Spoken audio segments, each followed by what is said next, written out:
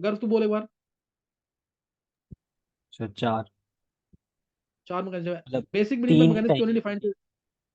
हाँ वो सही है, वो तो सही है तीन, लेकिन एसिडिक मीडियम वाला डिफाइंड है, बेसिक मीडियम वाले मैकेनिज्म क्यों नहीं डिफाइंड है? सर वो बेसिक मीडियम में रिएक्शन रिवर्सिबल होती है ना, क्योंकि वो अनायन ज़्यादा, वो आयन ज़्यादा स्टेबल होता है एसिड। हाँ आयन ज्यादा स्टेबल है, ये भी कह सकता है। दूसरा, और वो आयन की इलेक्ट्रोफिलिक इलेक्ट्रोफिलिसिटी ज़्यादा कम हो रहता गई। है। इलेक्ट्रोफिलिसिटी खत्म हो गई, तो दोनों एक तरह से न्यूक्लियोफाइल का काम कर रहे हैं ना। अल्कोहल और एसिड मिलकर ही तो कंबाइन करते हैं ना दोनों। Yes sir. तो अब नोट करना है, यहां से नोट करना है अब एस्टेरिफिकेशन का मैकेनिज्म।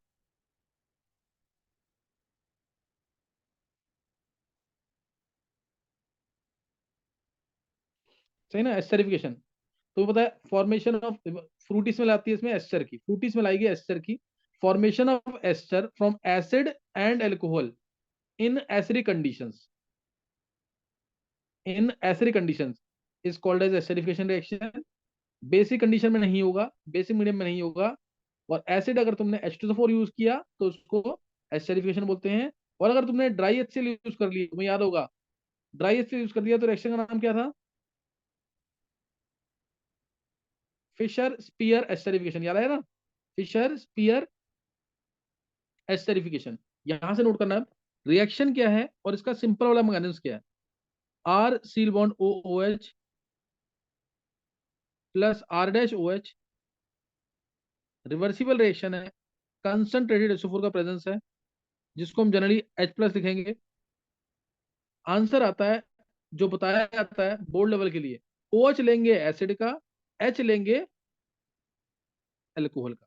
ये याद रखना तुम्हें, OH एसिड का, अल्कोहल का H, R C double bond O, O R dash. जो मैकेनिज्म तुम्हें करना है, प्लस H2। मान लो अगर ये O18 है तो ये O18 जाएगा एस्टर के पास। अगर ये वाला O18 होता तो वाटर के पास जाता। ठीक है ना? अब मैं इसका मैकेनिज्म जो सिंपल तरीके से डिफाइंड है, इसका mechanism are C O O H है, इसकी इलेक्ट्रोफिलिसिटी बढ़ेगी, H प्लस से H2SO4 टूटेगा कि ना, H प्लस में HSO4 नेगेटिव में, H प्लस में और HSO4 नेगेटिव में, तो उसकी इलेक्ट्रोफिलिसिटी बढ़ जाएगी। रिवर्सल मैकेनिज्म है, O अपने लोन पेयर H प्लस को देगा, O पे प्लस H ओ एच। इसके बाद इलेक्ट्रोफिलिटी बढ़ने के बाद अब R dash O H, R dash O H जो है वो अटैक करेगा इस कार्बोनिल कार्बन पे, ये वो लोन पेयर देगा इसको, ये लोन पेयर देगा इसको, और बनेगा R C O H, O H, O पे plus R dash H, R dash H, ये आएगा। और अब क्या होगा यहाँ पे, यहाँ से H प्लस गायब, इलेक्ट्रॉन एसिड दे रहा है ना, अल्कोहल के एसिड की तरह काम कर रहा है कि नहीं इस रिएक्शन में? अल्कोहल अपना H प्लस रिलीज कर रहा है, तुम्हें दिख रहा होगा इसमें, है ना? अल्कोहल अपना क्या कर रहा है, H प्लस रिलीज कर रहा है। एरो बैक साइड है तो H प्लस ऐसे लिख सकते हैं, नीचे लिखोगे तो माइनस H प्लस लिखना, नीचे लिखोगे तो माइनस H प्लस। तो ये आ गया यहाँ से R C O H, O H, O R dash, R C O H O H O R dash, ये आ जाएगा। और अब क्या होगा इसमें,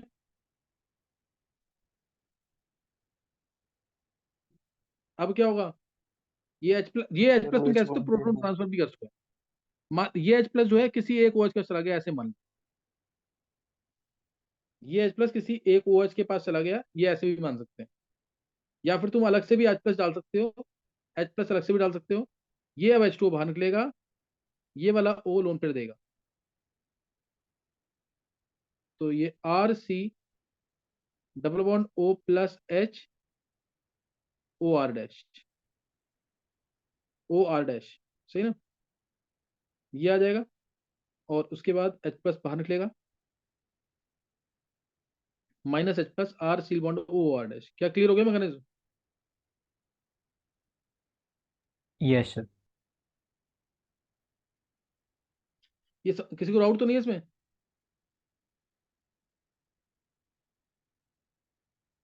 इसमें हमने किसका क्लीवेज किया है? एसाइल का क्लीवेज किया है।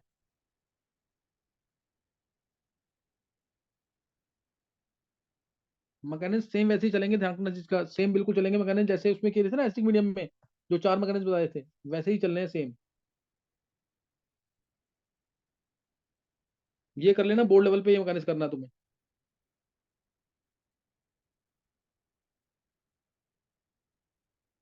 आर पार्ट जितना छोटा होगा एसिड का और अल्कोहल का, उतनी फास्ट रिएक्शन।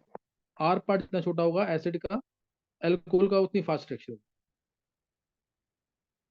CH3COOH है, CH5OH डाला बोर्ड लेवल के लिए, क्या आंसर आएगा H+ के अंदर? OH एसिड का, H अल्कोहल का, बाहर आंसर आ गया CH3COOCH5। क्लियर है कि नहीं? ये समझ आ गया कि नहीं? Yes sir. दूसरा, अभी इस रिएक्शन के अंदर जो वाटर बन रहा है, ध्यान रखना क्वेश्चन आता है, ये इंपॉर्टेंट क्वेश्चन एनसीईआरटी का दे रखा है। Why water is distilled off as soon as it is formed in this reaction? क्या आंसर आएगा इसका? वाटर को हम कंटिन्यूसली बाहर निकालते रहते हैं as soon as it is formed in acidification reaction, क्या रीजन होगा? सर नहीं तो फिर रिएक्शन वापस से रिवर्ट बैक करके एसिड और वो दे देगी अलग। बिल्कुल सही है, क्योंकि रिएक्शन नहीं तो, अगर हमने वाटर को निकाल दिया तो रिएक्शन जाएगी फॉरवर्ड डायरेक्शन में, one of the product is removed according to लीच एटलियर principle, reaction will move in the forward direction. इसलिए water is distilled off as soon as it is formed in esterification reaction, ये अपना, in order to make the reaction irreversible. Important answer है, in order to make the reaction irreversible, water is distilled off. सही ना? तो ये ध्यान रखना इसके अंदर। नेक्स्ट जो है इसके अंदर, अब नेक्स्ट इसके अंदर आएगा, फिनॉल एसिडिफिकेशन रिएक्शन शो नहीं करता है, क्या रीजन होगा? फिनॉल के साथ एसिडिफिकेशन रिएक्शन होती है एंडोथर्मिक, फिनॉल के साथ with phenol reaction is endothermic, whereas it is exothermic for alcohols. Phenol में ओ के बाद लोन पेयर नहीं होते हैं, जो हमें मैकेनिज्म में देने पड़ते हैं, इसलिए with phenol reaction is endothermic, whereas it is exothermic for alcohols, इसलिए फिनॉल नहीं देगा acidification reaction. HCOOH, CH3COOH, CH5COH, तो ऑर्डर क्या होगा इसका एसिडिफिकेशन रिएक्शन का इन एसिड्स के लिए?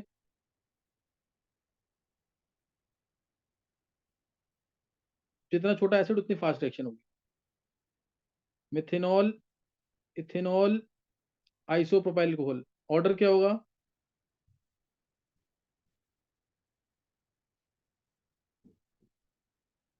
इसमें ऑर्डर क्या आ जाएगा? फिर इसमें उल्टा हो जाएगा। नहीं नहीं, यही है सेम, दोनों मैंने बोला ना, दोनों का आर पार्ट छोटा होना चाहिए।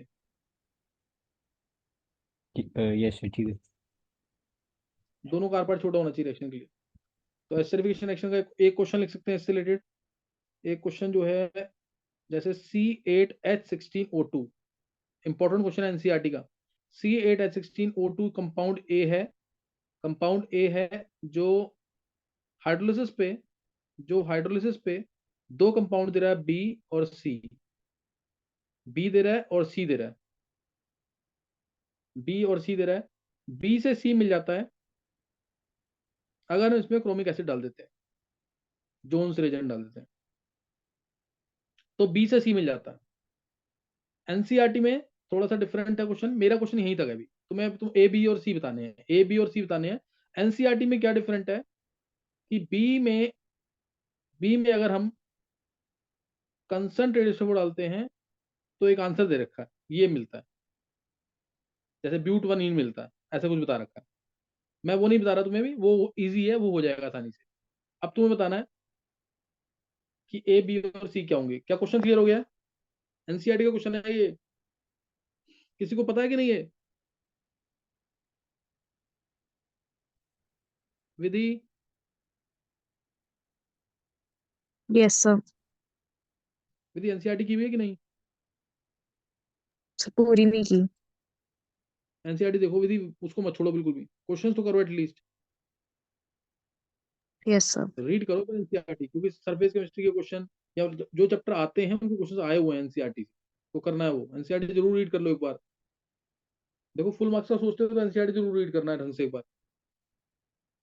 अच्छा क्या और किसी को भी ध्यान है कि नहीं एनसीईआरटी में दे रखा क्वेश्चन? सर है ये वाला क्वेश्चन। नहीं याद है किसी को? हाँ हेमांग। सर है ये वाला क्वेश्चन है। हाँ इस टाइप का क्वेश्चन है एक, एग्जैक्टली सेम तो नहीं होगा ये, हाँ लेकिन इसी टाइप का क्वेश्चन है। अब एक बार आंसर बताएंगे जल्दी से।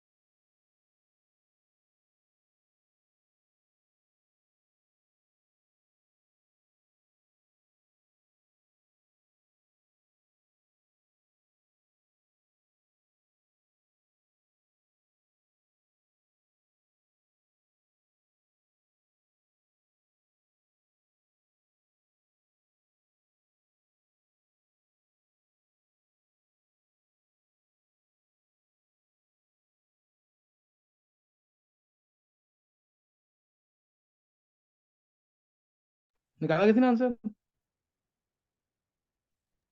सर C8H16 है। हाँ हाँ यही आएगा, यही आएगा अगर। सर कृष्ण सही निकाल है। दिया आंसर, और किसने निकाला? आंसर आ रहा है। क्या कह रहा है हेमांग? सर आंसर आ रहा है। हाँ आंसर आएगा। सर 4 कार्बन दोनों साइड होंगे इसके में। हम्म।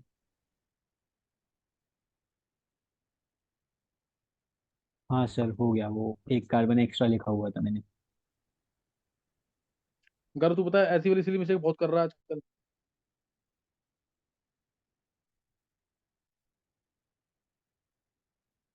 चलो देखो आंसर देखेंगे एक बार। तुम्हें ये दिख रहा है कि ये एस्टर है, अभी किया हमने टॉपिक, है ना, ये एस्टर है, ये अल्कोहल होगा। एस्टर कार्बोनिल से होता है अल्कोहल मिला, और साथ में मिला एसिड। समझ गए कि नहीं, H2H+ के साथ। तो जब इसी अल्कोहल से एसिड भी बन रहा है, इसका मतलब दोनों में कार्बन क्या बराबर है? दोनों में कार्बन बराबर, मतलब ये चीज ले ली, 4 कार्बन आ गए एस्टर के इस साइड, और 4 कार्बन आ गए इस साइड। क्या क्लियर है? यहां से क्लीवेज, यहाँ पे OH, यहाँ H, तो ये आ गया यहाँ पे ब्यूटेनोइक एसिड, ये आ गया अल्कोहल। क्लियर है कि नहीं यस। ये आंसर आ गया। और एक पॉसिबिलिटी और है, एक पॉसिबिलिटी और है, अगर किसी ने और बनाया हो तो ऑब्जेक्टिव में आ सकता है, मल्टीपल चॉइस में। और दूसरी पॉसिबिलिटी वो ये है,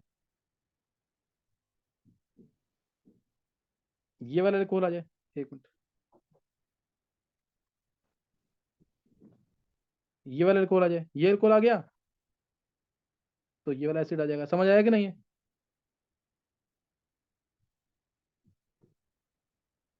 आ जाएगा ना इसी से ये वाला एसिड, और दोनों को मिलाओगे तो एस्टर ये बन जाएगा। सी डबल बॉन्ड ओ, गलती मत करना इसमें कोई, सी इस सी पे नहीं है, इस वाले सी पे नहीं है, ऊपर सी इसके साथ वाले पे है। क्या समझ आ गया सर दूसरा? Yes sir. तो ये एक इंपॉर्टेंट चीज है यहाँ पे, है ना, ये एक इंपॉर्टेंट चीज है। लेकिन एनसीईआरटी में जो दे रखा है उसने यहाँ पे बोल दिया है कंसंट्रेटेड एच डालने से यहाँ पे ब्यूट 1 इन मिल रहा है, हालांकि ब्यूट 2 इन मिलना चाहिए, लेकिन एनसीईआरटी में ब्यूट 1 इन बता रखा है। तो इसलिए तुम्हें कौन सा लेना आंसर, यही वाला आंसर बताना है। समझ आया कि नहीं ये? Yes sir.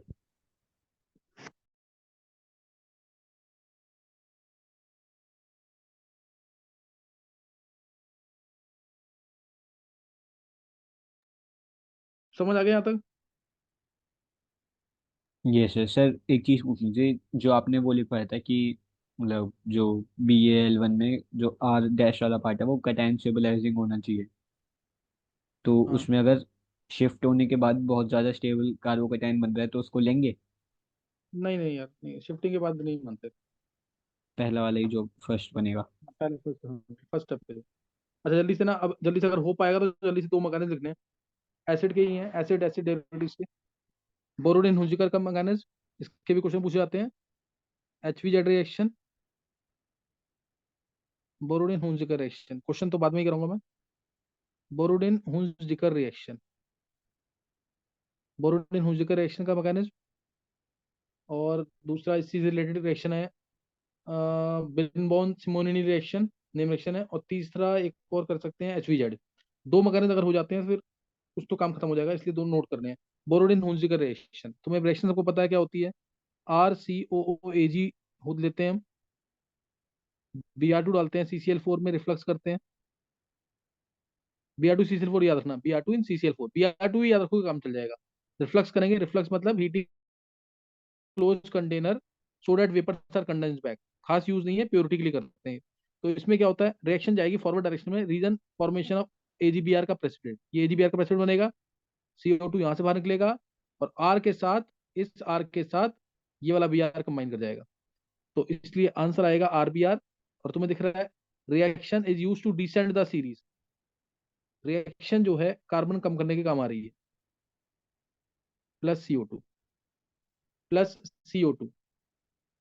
Free radical substitution reaction है इसका मैकेनिज्म, फ्री रेडिकल सब्स्टिट्यूशन। और HVZ का मैकेनिज्म जो है वो इलेक्ट्रोफिलिक सब्स्टिट्यूशन, HVZ का इलेक्ट्रोफिलिक सब्स्टिट्यूशन। यहाँ पे फ्री रेडिकल सब्स्टिट्यूशन होगा। कैसे होगा आंसर, यहाँ पे मैंने तुम्हें आंसर दे दिया है, मैकेनिज्म इसका क्या है वो नोट करेंगे।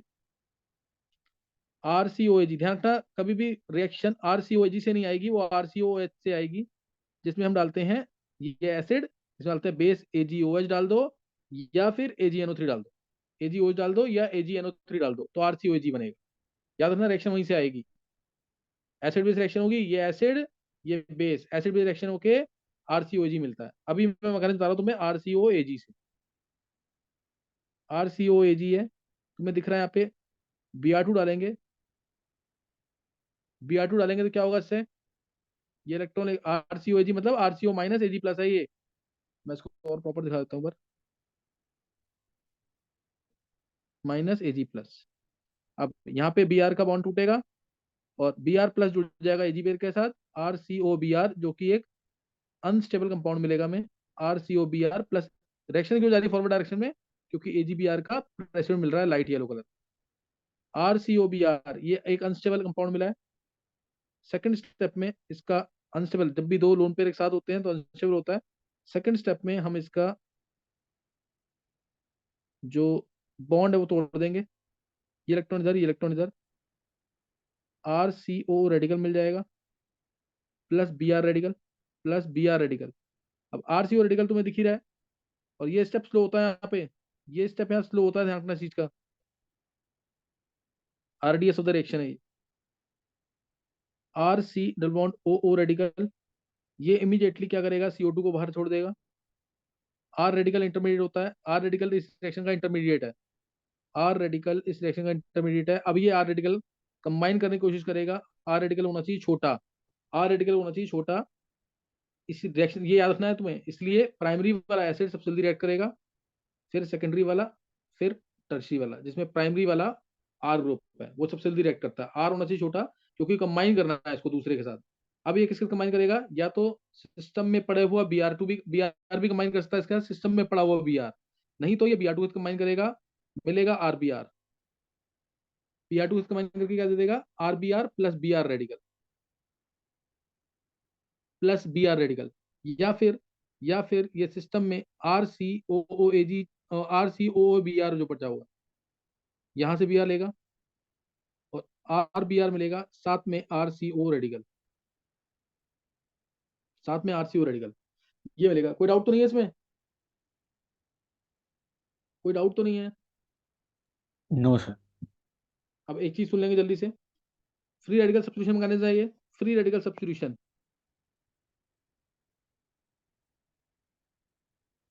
फ्री रेडिकल सब्स्टिट्यूशन मैकेनिज्म है, ये पता होना चाहिए तुम्हें। दूसरा, इसमें रिएक्शन का जो रेट होता है, आरडीएस में तो बता दी, रिएक्शन का रेट जो होता है Cl2 फिर Br2 फिर I2। Cl2 के साथ reaction very fast, difficult to control, इसलिए नहीं लेते इसको। Br2 के साथ रिएक्शन बहुत स्मूथ जाती है, जो हमने किया अभी। I2 के साथ रिएक्शन वेरी स्लो। अगर I2 लेंगे तो रिएक्शन का नाम भी चेंज हो जाता है। I2 अगर हम लेते हैं तो क्या बनेगा यहाँ पे, I2 अगर लेंगे तो क्या होगा, Ri बनेगा यहाँ RCOR। पे, हाँ यहाँ पे Ri बनेगा। वो Ri अनस्टेबल है क्योंकि I बहुत अच्छा लिविंग ग्रुप है, इसलिए Ri जो है बचे हुए RCOAG के साथ कंबाइन करेगा, AgI का प्रेसिड बाहर निकलेगा और मिल जाएगा क्या, एस्टर, RCOR। क्लियर है कि नहीं, पढ़ रखा ना ये, क्या मिल जाएगा, यस RCOR। सर। किसी को डाउट तो नहीं। I2 आएगा तो RCOR, और अगर ये R 3 डिग्री हो गया तो भी RCOR, तब भी एस्टर, 3 डिग्री में भी एस्टर आएगा। क्या क्लियर होगी बात कि नहीं, R 3 डिग्री है तो कॉम्बिनेशन रेट बहुत स्लो होता है, इसलिए ऐसा होगा। क्या क्लियर है कि नहीं ये। Yes sir. चलो एक मैकेनिज्म और देखेंगे, क्वेश्चन मैं बाद में कराऊंगा इसके। एक मैकेनिज्म और जल्दी से अगर हो जाता है कंप्लीट तो, Hell Volhard Zelinsky reaction.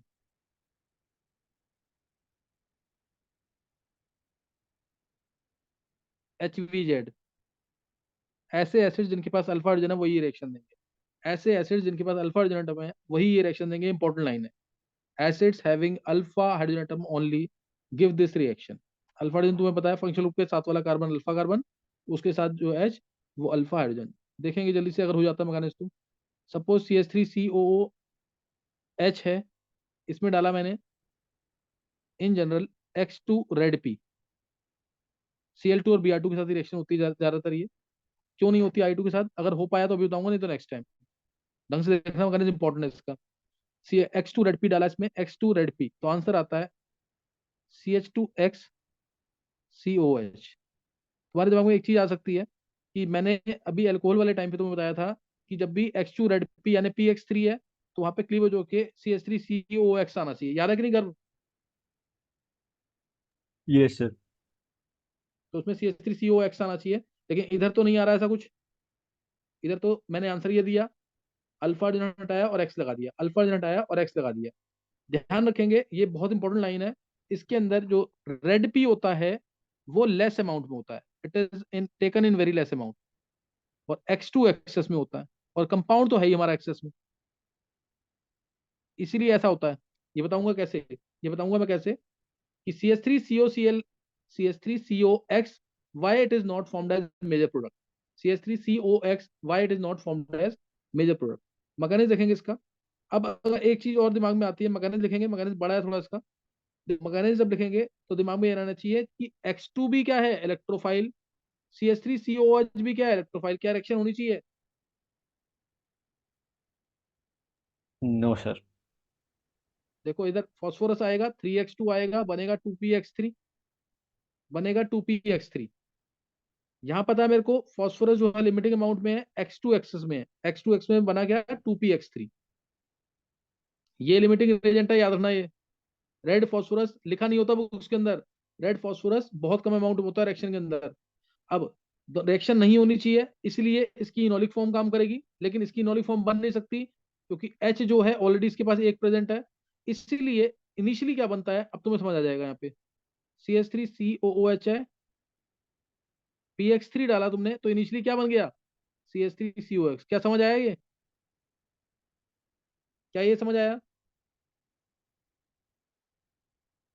Yes sir. ये बनेगा acid, ये एसिड से बनेगा, ये एसिड से बन जाएगा। और अब इसकी नॉली फॉर्म पॉसिबल है कि नहीं? Yes sir. अब इसकी नॉली फॉर्म पॉसिबल है, इसकी पॉसिबल नहीं थी, इसकी पॉसिबल है, इस वाले की पॉसिबल नहीं थी, इसकी तो पॉसिबल है। तो इसकी नॉली फॉर्म बना देंगे अब, क्योंकि तभी ये न्यूक्लियोफाइल का काम करेगा। और उस पर अटैक कौन करेगा, इलेक्ट्रोफाइल, उस पर इलेक्ट्रोफाइल अटैक करेगा। CH3COX बन चुका है, तो यहां बनाई मैंने इसकी enolic form, CH2 double bond COH और X, ये आ गया। अब इस पे X2 आसानी से अटैक करेगा, जो कि लिमिटिंग अमाउंट में है। अब इसमें X2 आसानी से अटैक कर देगा, डाउट तो नहीं कोई? No sir. ये X2 कौन सा वाला है, जो बचा हुआ है? यहाँ तो रिएक्शन हो चुकी है ना सर, ये इलेक्ट्रॉन इधर, ये इलेक्ट्रॉन इधर, और इस पे X2 आ गया। CH2X C double bond O पे प्लस HX, और H प्लस बाहर निकल जाएगा यहाँ से, निकल जाएगा कि नहीं? -H+ इधर लिख दो, या H+ इस साइड वाले एरो पे। CH2X C double bond OX, क्या समझ आ गई ये?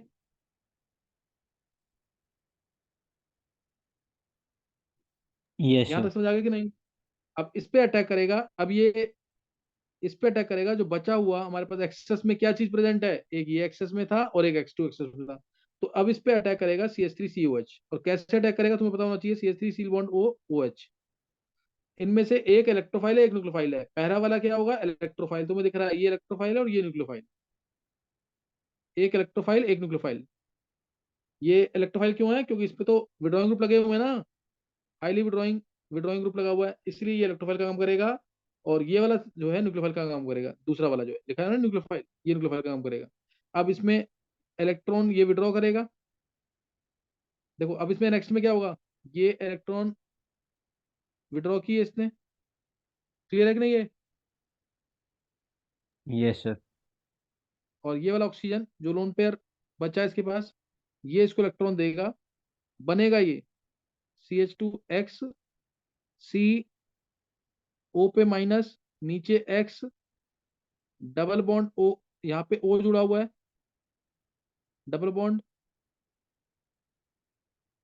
प्लस Me, और यहाँ पे OH। क्या क्लियर हो गया? ये अनस्टेबल कम्प्लेक्स यस बन सर। गया है, ये अनस्टेबल है टेट्राहेड्रल कम्प्लेक्स। ये इलेक्ट्रॉन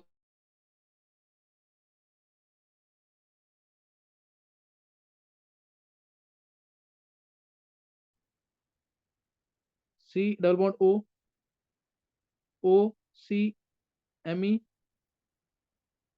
OH। क्या समझ आया इतना? और ये X, क्या समझ आ गया ये? Yes sir. अब इसके बाद ये भी स्टेबल है अनस्टेबल है? अनस्टेबल है। हाँ ये भी अनस्टेबल है, तो क्या होगा अब इसके अंदर? सर वो लीविंग ये वो ग्रुप बाहर। नहीं नहीं, लिविंग ग्रुप बाहर करेगा तो फिर रिएक्शन तो रिवर्ट बैक कर जाएगी ना, ये इलेक्ट्रॉन देगा और यहाँ पे निकलना चाहिए X, लेकिन X निकलेगा तो